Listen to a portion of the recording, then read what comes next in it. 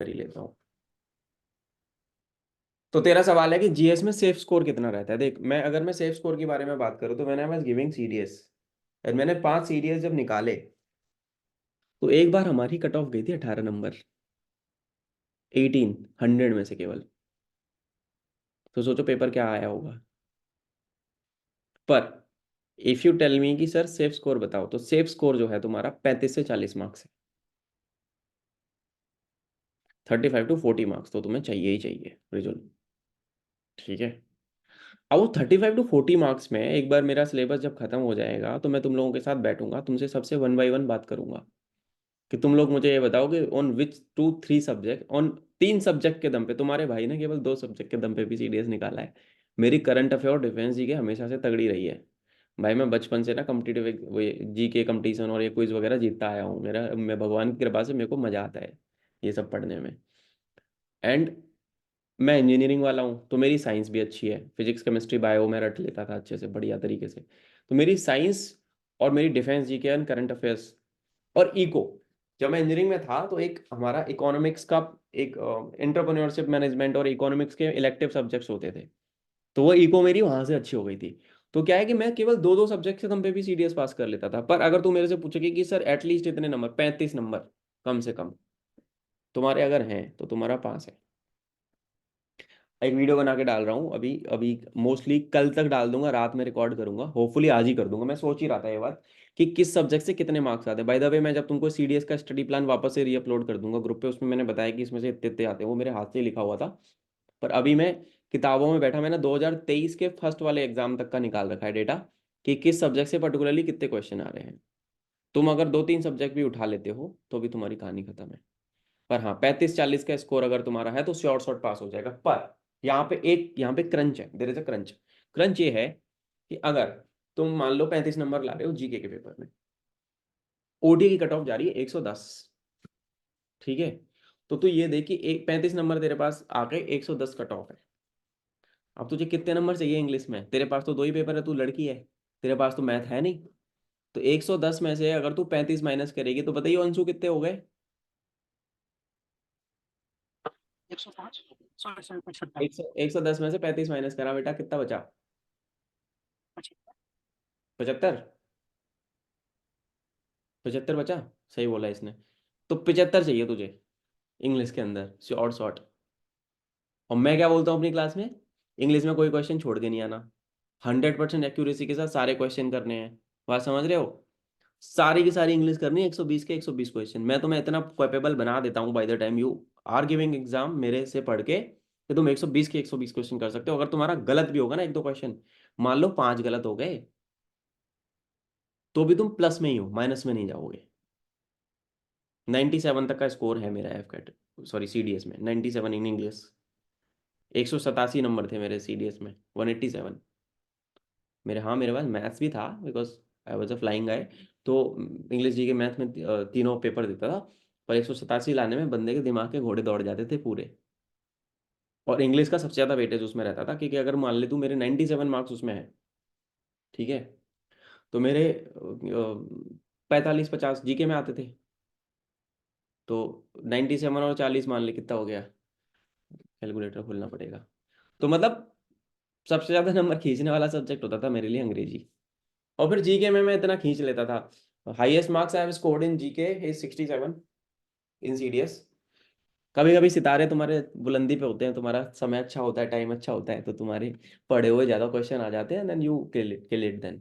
Math में मैं 40 45 50 तक खींच लेता था बड़े आराम से, है ना। मैथ के लिए मैं ज़्यादा टेंशन लेता नहीं था बिकॉज इंजीनियरिंग वाला हूँ, और मेरी हालत टाइट होती थी बाय द वे मैथ्स में, मेरे को डर तो लगता ही था। बट पेपर में इतना हमेशा आता है कि आप आराम से 45 40 तक पहुंच जाते हो, और उतनी कट ऑफ जाती है। तो तुम कट ऑफ तो क्लियर वैसे भी कर लेते हो। अगर तुम पढ़ ही नहीं रहे हो तो फिर दिक्कत है भाई। So this is the safe score, और ये दिस इज फॉर एवरीवन। तो तुम अपना माइंड मेकअप उस हिसाब से कर लो कि अगर मैं सीडीएस निकालना चाहता हूँ या चाहती हूँ, मुझे मीटर खींचना पड़ेगा इंग्लिश के अंदर, समझ रहे हो, और मुझे जीके में स्ट्रेटेजिकली जाना पड़ेगा। एक ऑफिसर बिना स्ट्रेटेजी के कभी नहीं चलता। एक officer is always with strategy. अब मेरी कल यशस्वी से बात हो रही थी कि वो बोल रहे थे कि सर वो ना ऐसे सोचते हैं अगर आप जॉब नहीं कर रहे हो ना, तो अगर आप ग्रेजुएशन कर चुके हो और आप जॉब नहीं कर रहे हो तो आपने गुनाह कर रखा है बहुत बड़ा। मैंने कहा फैक्ट बात है, सेंस ऑफ रिस्पॉन्सिबिलिटी पे क्वेश्चन मार्क है। एक बच्चा और मेरे से बात कर रहा था, वो लड़का 2020 का बीटेक पास आउट है, 3 साल से यूपीएससी की तैयारी कर रहा है। एसएसबी जा रहा है, कॉन्फ्रेंस आउट कर देते हैं उसको बार बार।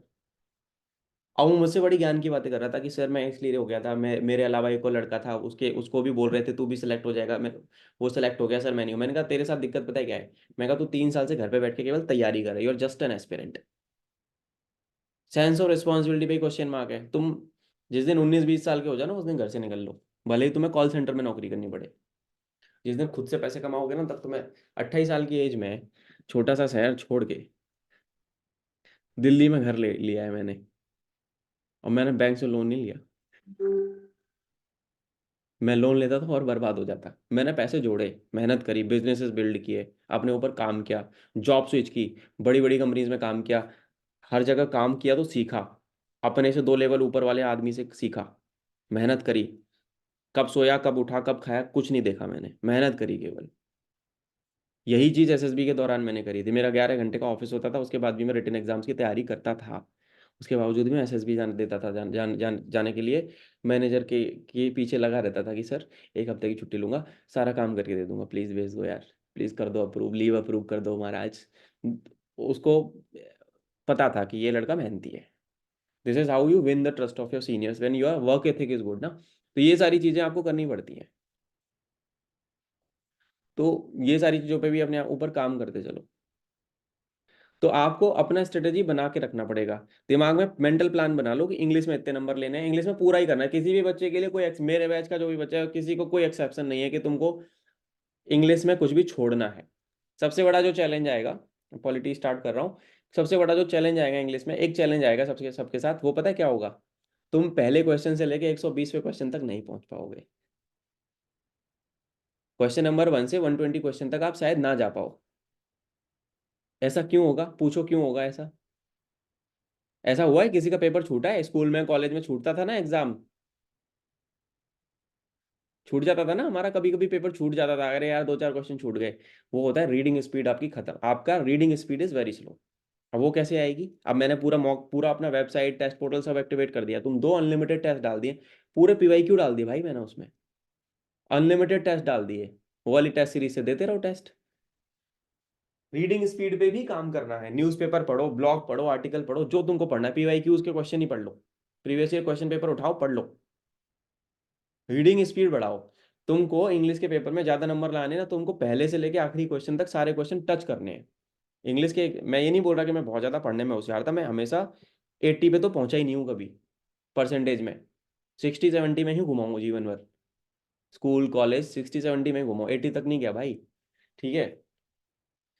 मैं रीडिंग स्पीड पे बहुत ज़्यादा काम करता था, उस रीडिंग स्पीड के दम पे मैं इंग्लिश का पेपर 1 घंटा 40 मिनट में ख़त्म कर लेता था पूरा। 2 घंटे के मैं पेपर को 1 घंटे 40 मिनट में निपटा लेता था। उसमें से कुछ क्वेश्चंस मेरे छूट जाते थे, what I use to do then, उन क्वेश्चन पे वापस जाता था, रिविजिट करता था, फिर उनको कहता था सॉल्व, छोड़ता कुछ नहीं था मैं। Same with GK.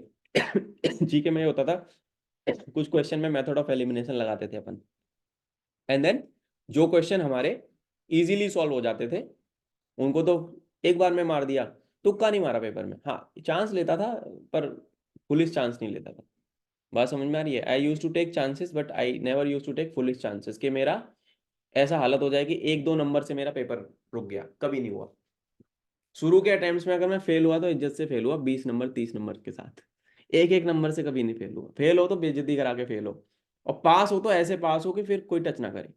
ये फंडामेंटल थ्योरी बनाओ, पास हो जाओगे। अब बच्चों, आज हम शुभारंभ कर रहे हैं एक ऐसे सब्जेक्ट का जिसमें बहुत ज्यादा नंबर खींच सकते हो, एंड बड़ा यार इसमें मजा आता है पढ़ाने में मेरे को भी।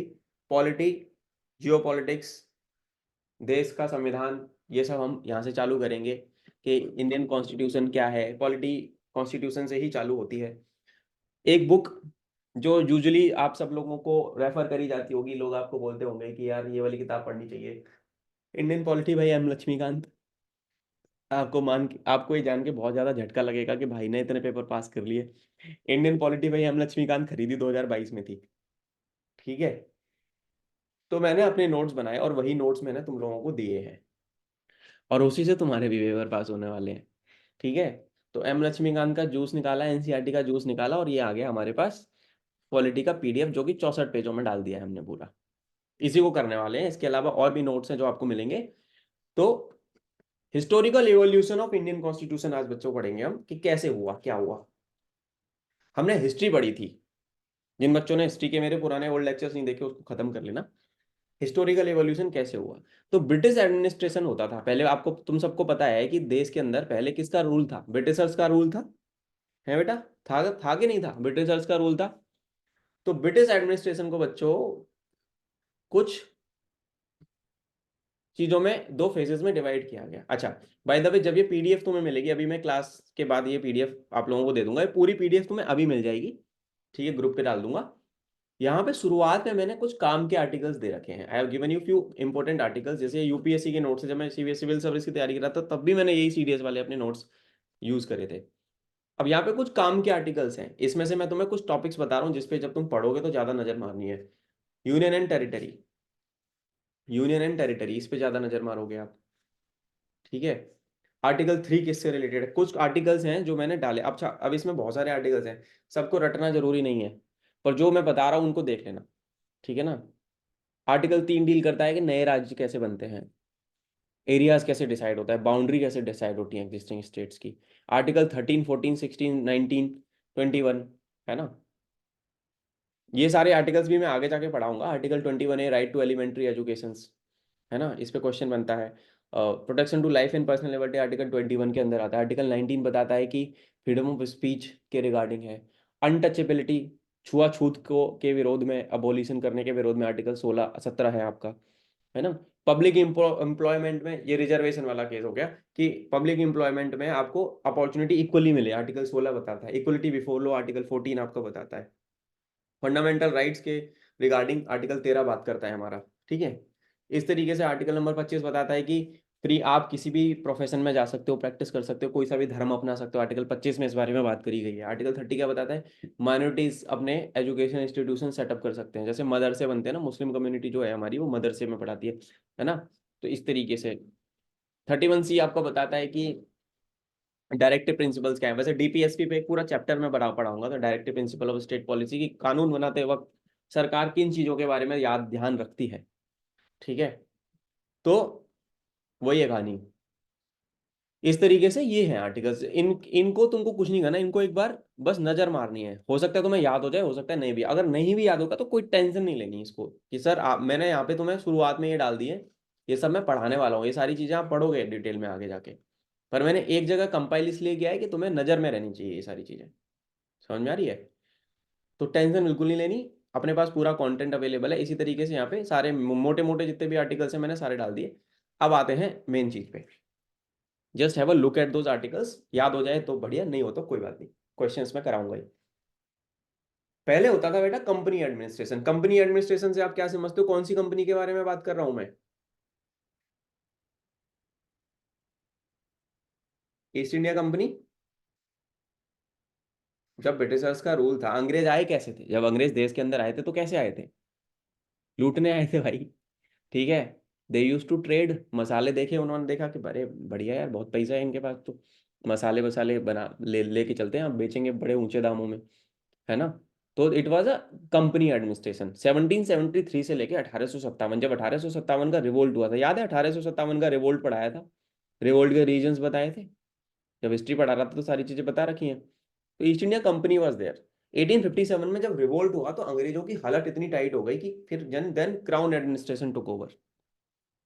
यानी कि तब इंग्लैंड में किसका रूल है? रानी का, फॉर द क्वीन बोला जाता है वहां पे, है ना।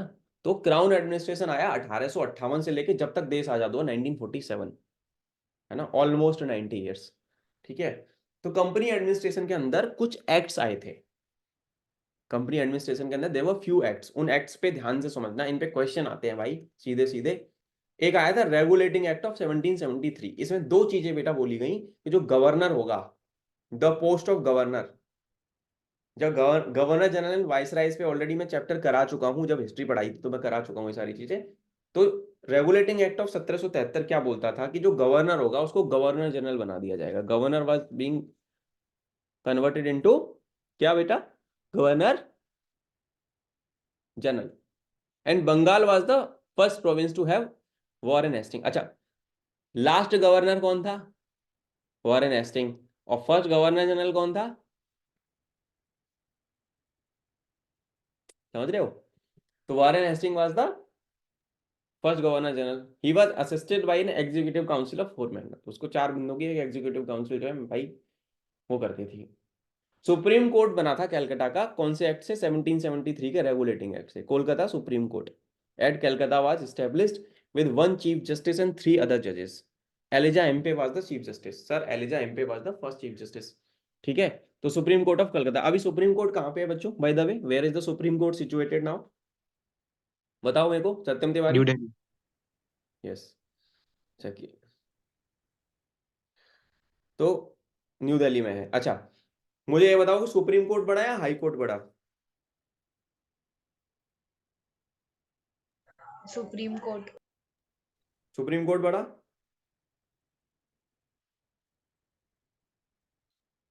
ठीक है, तो सुप्रीम कोर्ट ज्यादा बड़ा है। सुप्रीम कोर्ट दिल्ली में है, एंड देन हर स्टेट में आपके क्या होते हैं? हर स्टेट में हाई कोर्ट्स होते हैं, मेनली वो कैपिटल्स में सिचुएटेड होते हैं। कुछ कॉमन, कुछ कुछ देश, कुछ स्टेट्स के जो कोर्ट्स है ना वो कॉमन है। मैं बताऊंगा जब मैं तुम्हें हाई कोर्ट में, अभी नहीं जाऊंगा उस चीज पे, जब आगे बताऊंगा तब उस पर डिटेल में घुसेंगे। तो ये रेगुलेटिंग एक्ट में क्या चीजें निकली? 2 आउटकम निकले। गवर्नर को गवर्नर जनरल में कन्वर्ट करा गया, और ये क्वेश्चन पेपर में आया हुआ है कि who was the first governor general of India? कौन था? Warren Hasting. वॉरेन हेस्टिंग के कुछ अचीवमेंट थे जो मैंने हिस्ट्री में बताए थे जब मैंने गवर्नर जनरल वाइसरायज पढ़ाए थे। ठीक है, तो ये 2 चीजें हुई। देन आया बेटा आपका पिट्स एक्ट ऑफ 1784। अब यहाँ पे क्या हुआ, एक नई बॉडी बनी, बोर्ड ऑफ कंट्रोल, जो इंडिया के पॉलिटिकल अफेयर्स को मैनेज करेगी। कोर्ट ऑफ डायरेक्टर्स जो था वहां पे बनाया गया है kept on managing commercial affair. Board of control political affairs को कंट्रोल करता था।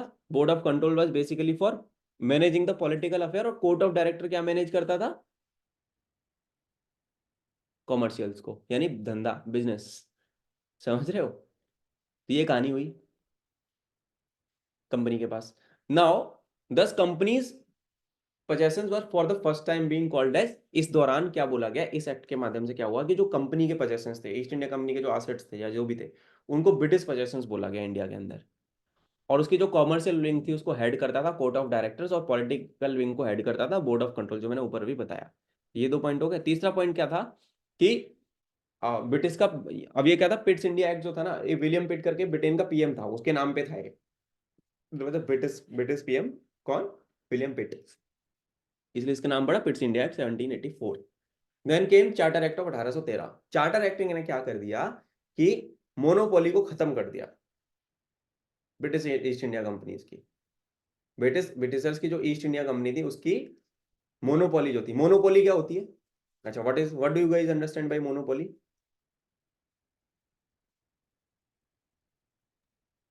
किसी भी एक चीज की सबसे ज्यादा पावर होनी चाहिए, किसी उसका कंट्रोल होता है किसी चीज कोई भी एक एंटिटी या कोई भी एक कंपनी या ऑर्गेनाइजेशन जो मोनो जो वो सर्विस या उस प्रोडक्ट में केवल वही है। मोनोपोली का एक सबसे बड़ा एग्जांपल है हमारे देश के अंदर पे। Indian railway. Indian railways. IRCT. IRCTC बोल सकते हो या इंडियन रेलवेज बोल सकते हो। क्या कोई और कंपनी है जो रेल ऑपरेट करती है? Ministry of railways he operate करती है, इंडियन रेलवेज ही है ना। अभी कुछ समय के बाद प्राइवेटाइजेशन हो रहा है, तो अभी अभी नहीं पता what will be happening 10 year down the line, but अब तो रेलवे के सेक्टर में इंडियन रेलवेज की मोनोपोली है। जैसे मेट्रो के अंदर I am based out of Delhi, तो दिल्ली में डीएमआरसी की मोनोपोली है। तो जितने भी अलग अलग राज्यों में अलग अलग स्टेट्स की जगहों पे मेट्रो खुली है ना, डीएमआरसी ने, मेट्रो में डीएमआरसी की मोनोपोली चलती है। डीएमआरसी के इंजीनियर्स जाते हैं वहां पे, सेटअप कराते हैं, तब आते हैं वापस। समझ रहे हो? तो मोनोपोली से याद आएगा रेलवे। मोनोपोली से याद रख लेना कि इंडियन रेलवे, यानी कि उस एक वन प्रोड्यूसर और one manufacturer of that service और प्रोडक्ट। यहाँ पे अंग्रेजों के टाइम पे क्या हो रहा था, जब 1813 का चार्टर एक्ट आया है कि ट्रेड करने वाली कंपनी कौन सी थी? केवल एक ही थी, ब्रिटिशर्स की ईस्ट इंडिया कंपनी। इसने खत्म कर दिया कहानी। उसने कहा नहीं भैया, तुम अकेले नहीं खाओगे, और भी लोग इसमें आएंगे। फिर इसका मेन हाईलाइट ये रहा। Then came charter act of 1833। Governor से गवर्नर जनरल बना था ऊपर, अभी बताया था। गवर्नर से क्या बना था? Governor general. ये किस एक्ट से बना? 1773 के रेगुलेटिंग एक्ट से। अब आ गया क्या? Charter act 1833। यहाँ पे भाई साहब नई पोस्ट बन गई कि गवर्नर जनरल से गवर्नर जनरल बना, फिर गवर्नर जनरल से गवर्नर जनरल ऑफ इंडिया। इनके उसके पहले गवर्नर जनरल ऑफ बंगाल हुआ करता था, ठीक है। गवर्नर जनरल ऑफ बंगाल से governor general of India convert कर दिया गया। प्रेसिडेंस ऑफ मद्रास बॉम्बे, उनको ले लिया गया उनकी लेजिस्लेटिव पावर्स के साथ, और उनको सबऑर्डिनेट बना दिया गया कोलकाता प्रेसिडेंसी के अंदर। William Bentinck, Lord William Bentinck was the first governor general of India, last governor general of Bengal and first governor general of India. कौन था? William Bentinck. विलियम बेंटिक के बारे में मैंने बहुत सारी बातें करी हैं हिस्ट्री की क्लास जब तुम लोगों को पढ़ाई थी, तो तुम लोगों को याद होगा कि I told you a lot of things about William Bentinck. Sati प्रथा और ये सब जो थी, रोक लगाई थी उन्होंने, है ना। और बहुत ज्यादा he was a liberal kind of governor general, बढ़िया आदमी था वो। इस एक्ट ने क्या कर दिया कि कंपनी की जितनी भी कॉमर्शियल एक्टिविटी थी सारी खत्म कर दी, है ना। कॉमर्शियल एक्टिविटीज कंपनी को एकदम निपटा दिया। जैसा कि पॉइंट नंबर 2 में तुम्हें दिख रहा होगा कि this act completely ended the commercial activities of the company. वो केवल नाम की कंपनी रह गई, बट इसका मेनली जो था ना, एडमिनिस्ट्रेटिव और पॉलिटिकल ऑर्गेनाइजेशन बन के रह गई थी। पहले तो उनका काम था केवल बिजनेस करो, धंधा बनाओ भाई, यहाँ से माल लो वहां बेचो, वहां से बनाओ यहाँ बेचो, पर इससे खत्म कर दिया गया गेम। फिर आया चार्टर एक्ट ऑफ बेटा 1853 का। इसने क्या करा? अच्छा, इस एक्ट में क्या क्या पॉइंटर्स हैं ये जरूर याद रखना, और मैं बता भी रहा हूँ कि क्या जरूरी है। इसने बनाया क्या? एक सेपरेट गवर्नर जनरल की लेजिस्लेटिव काउंसिल बनाई। यहाँ पे सबसे बड़ा एक और चेंज ये आया कि इंडियंस को सिविल सर्विसेज का एग्जाम देने के लिए eligible, introduced an open system of competition for Indians. क्या इंट्रोड्यूस किया गया? Open system of competition for Indians into civil services.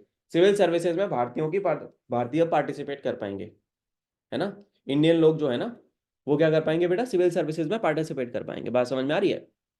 पहले केवल अंग्रेज होते थे, जैसे अभी तुमने देखा है। पहले जो इंडियन सिविल सर्विसेज है ना, इंडियन एडमिनिस्ट्रेटिव सर्विसेज, उसको पहले पता है क्या बोला जाता था? कोई बताओ, किसी को पता है तो? Do you know? Imperial civil services, ठीक है। तो इंडियंस को अलाउ कर दिया गया। मैकाले कमेटी बनी थी इस काम के लिए। कौन सी कमेटी बनी थी? मैकाले कमेटी, 1854 में बनी। और Satyendra Nath Tagore was the first Indian to qualify the civil services exam in 1863। 1863 में सत्येंद्र नाथ टैगोर पहले इंडियन बने जो सिविल सर्विसेज का एग्जाम क्वालिफाई किया, ठीक है। ये हो गई एक चीज। अब एक क्वेश्चन पूछा जाता है, who is being called as the father of civil services in India? किसको बोला जाता है? Lord Charles Cornwallis. Cornwallis code आया था, तो कॉर्नवालिस को बोला जाता है बिकॉज उसने मॉडर्नाइज किया था। उसने क्या किया था? उसने एफर्ट्स लगाए थे बहुत ज्यादा कि सिविल सर्विसेज को इंडिया में मॉडर्नाइज किया। इनका पार्टिसिपेशन तो ये लोग लेके आ गए थे कि भारतीय पार्टिसिपेट कर सकते हैं, सिविल सर्वेंट बन सकते हैं। अच्छा, और कौन था फेमस आदमी जो जिसने सिविल सर्विसेज का एग्जाम क्वालिफाई किया था उस टाइम पे? बताओ, हु था द पर्सन? सब लोग जानते हो। हम्म, बताओ यार।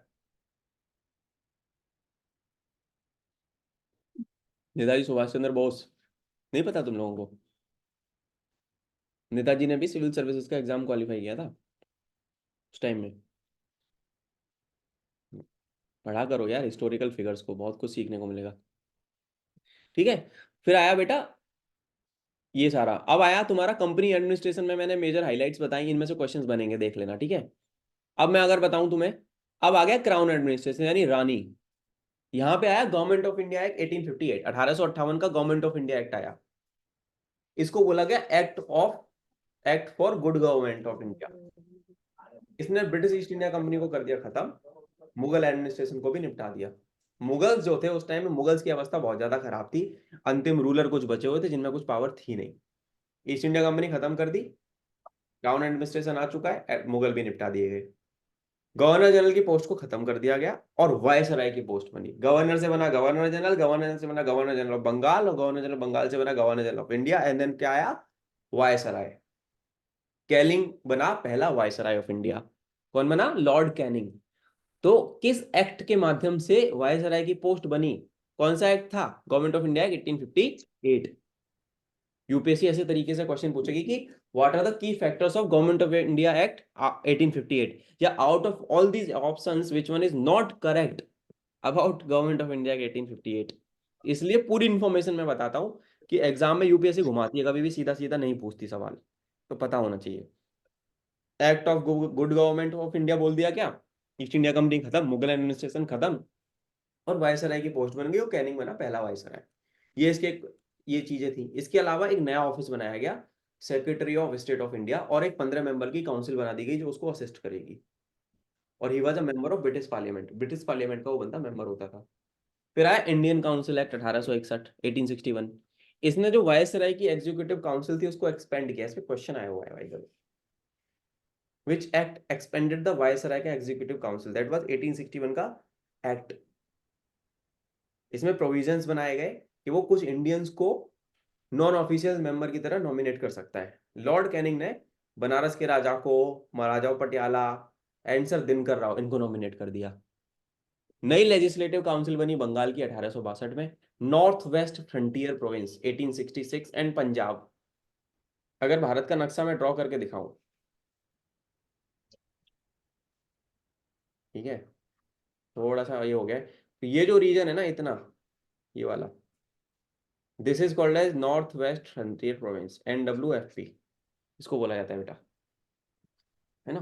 फिर आया इंडियन काउंसिल एक्ट 1892। इन एक्ट्स को याद रखना, सारे बच्चे क्वेश्चंस पूछे जाते हैं इनमें से, ठीक है। यहाँ पे क्या हुआ, बजट का डिस्कशन करा गया, लेजिस्लेटिव काउंसिल को दे दिया गया, काउंसिल को बढ़ा दिया गया, कुछ members could be nominated to both central as well as provincial legislative council, दोनों में नॉमिनेट करने लगे। फिर 1909 का इंडियन काउंसिल एक्ट आया, इसको Morley Minto reforms, Morley Minto reforms history में भी इंपॉर्टेंट है और पॉलिटी में भी इंपॉर्टेंट है। इंडियन काउंसिल एक्ट ऑफ 1909 को बोला गया मॉर्ले मिंटो रिफॉर्म्स। इसमें क्या किया गया कि सेंट्रल लेजिस्लेटिव काउंसिल जो थी उसमें मेंबर्स की संख्या 16 से बढ़ा के कर दी गई 60। Satyendra Prasad Sinha, SP Sinha was the first Indian to be nominated as a law member to the viceroy का एग्जीक्यूटिव काउंसिल। ये पॉइंटर इसलिए इंपॉर्टेंट हो जाता है ना। कम्युनल इलेक्टोरेट इंट्रोड्यूस किया गया, मुस्लिम्स को सेपरेट रिप्रेजेंटेशन दिया गया कि अपनी रिप्रेजेंटेशन दिखा सकते हैं इलेक्टोरेट में। हेंस मिंटो को बोला गया, मिंटो को एक उपाधि दी गई फादर ऑफ कम्युनल इलेक्टोरेट।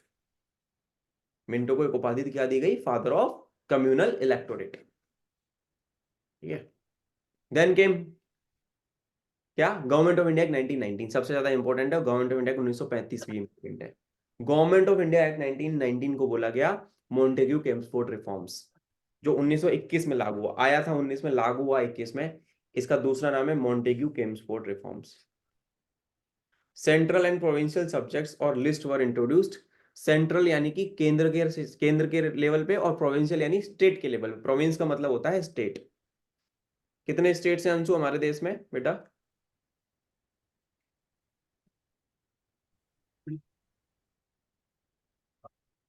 कितने हैं? 29, 30, 31? क्या होगा तुम्हारा, पता करो, पता करो। और जो है 29 से। यस, बेसिक चीज है, पता रखा करो, ठीक है। अगला अगला आता है तुम्हारा कि, है ना, सेंट्रल बन गया, प्रोविंशियल आ गया। यहाँ पे लॉज बनाए जाएंगे रेस्पेक्टिव लिस्ट के अंदर से। प्रोविंशियल सब्जेक्ट्स को डिवाइड कर दिया गया और ट्रांसफर कर दिया गया, divided into transferred and reserve. 10 dyarchy आ गई, जहाँ पे दो हिस्सों में काम चल रहा है, एक स्टेट के लेवल पे, एक सेंट्रल के लेवल पे। बाइकामरलिज्म आ गया, डायरेक्ट इलेक्शन होने लगे, डायरेक्ट इलेक्शन हो गए बाइकामरलिज्म, यानी कि जहाँ पे दो हाउसेज होते हैं, वो आ गया सिस्टम। फिर आया गवर्नमेंट ऑफ इंडिया 1935। ये इंपॉर्टेंट है भाई। यहाँ पे क्या हुआ, एक ऑल इंडिया फेडरेशन बनाने की मांग की गई with provinces and princely states as unit. जो राजा यहाँ पे राज्य करता था वो प्रिंसली स्टेट्स होते थे, उनको उनके यूनिट के अंदर में डाल दो। पर वो फेडरेशन कभी बना नहीं, और प्रिंसली स्टेट्स ने उनको कभी ज्वाइन किया नहीं, क्योंकि राजा मानते नहीं थे।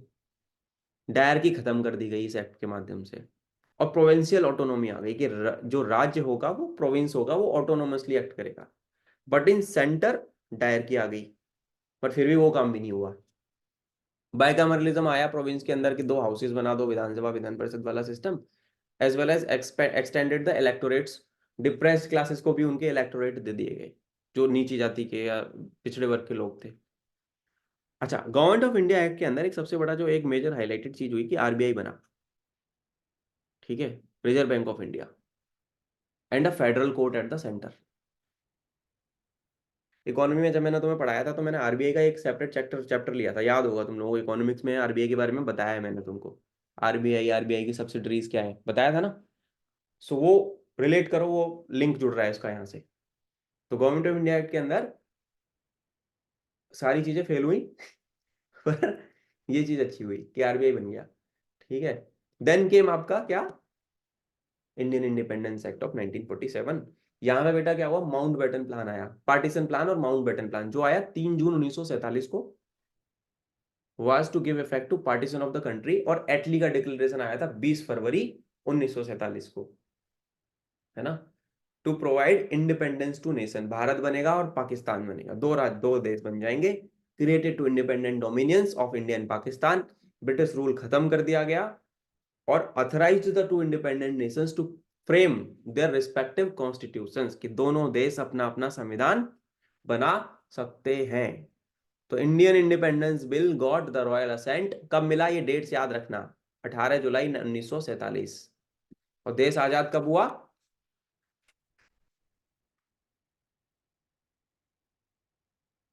ये सारी डेट्स याद रखना। इंडिपेंडेंस बिल को असेंट मिला 18 जुलाई 1947, हम हुए आजाद 15 अगस्त 1947। माउंटबेटन प्लान आया 3 जून 1947। और जो एटली का डिक्लेरेशन आया था वो 20 फरवरी 1947 को आया था। एक ऑर्डर में याद करना, एटली डिक्लेरेशन, माउंटबेटन प्लान, है ना, फिर independence bill and then independence. इस ऑर्डर में याद रखना इसको, पेपर में चीजें आती हैं। ठीक है। तो ये एक मैंने एक ओवरव्यू दिया आप लोगों को, मैंने जो चीजें आज बताई इसमें से बहुत सारी चीजें पेपर में आई हैं। I will just ask you guys to go check out the previous year questions, and तुम्हें ये क्वेश्चंस देखने को मिलने वाले हैं वहाँ पे। जो अभी तक हमने पढ़ा, हमने पेज नंबर 9 तक किया है लगभग, पेज नंबर 9 तक कराया ना, हाँ मैंने पेज नंबर 9 तक करा दिया बेटा। शुरू के जो आर्टिकल्स हैं वो मैंने बंद नहीं बताए हैं, 2-3 पेज छोड़ के। तो जो भी अभी तक पढ़ा है इसका एक बार रिवीजन मारेंगे सारे बच्चे। ये पीडीएफ अभी आ जाएगी सबके पास ग्रुप पे, and then recording will also be there in some time. अब ये क्लास होती है यहीं पे समाप्त। जिस बच्चे को मेरे से बात करनी है, whosoever is having doubt they will rejoin, otherwise break off। ठीक है, जाओ रिवीजन करो। और जिस बच्चे को डाउट है, कुछ भी बात करनी है, कोई भी समस्या है, तकलीफ है, मैं यहीं पे हूँ अगले, I will rejoin once again and you can ask me your doubts. ठीक है, इसका रिवीजन करके आना, कल मैं पूछूंगा जो मैंने आज पढ़ा है। चलो, I will see you tomorrow. जय हिंद।